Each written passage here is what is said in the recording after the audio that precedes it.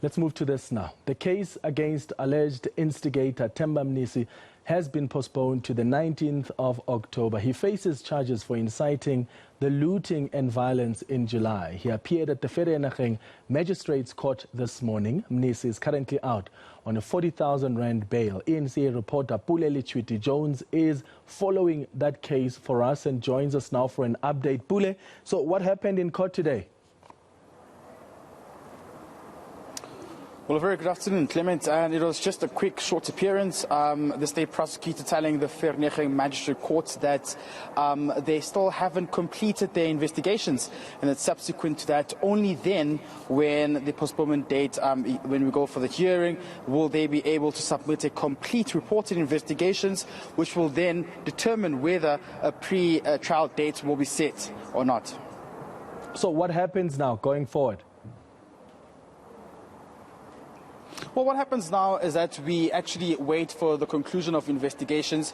Meanwhile, what we know is that there's still a question around what would have caused the unrest that took place just a couple of months ago.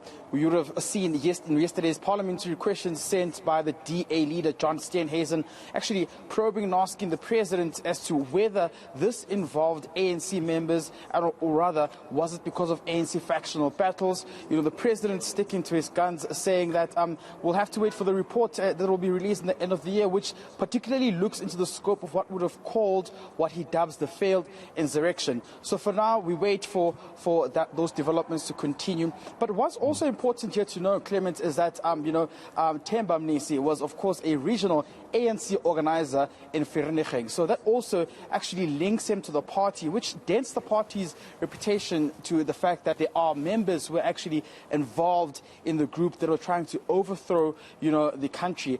Particularly what we've witnessed as well was that he was part of a WhatsApp group chat with about 200 members actually pushing for the agenda of police officials and police stations to be targeted. And I think in this view, the state prosecutors saw this as very serious criminal actions, and therefore they believe that they will have a watertight case against him to try and make sure that there's accountability. All right.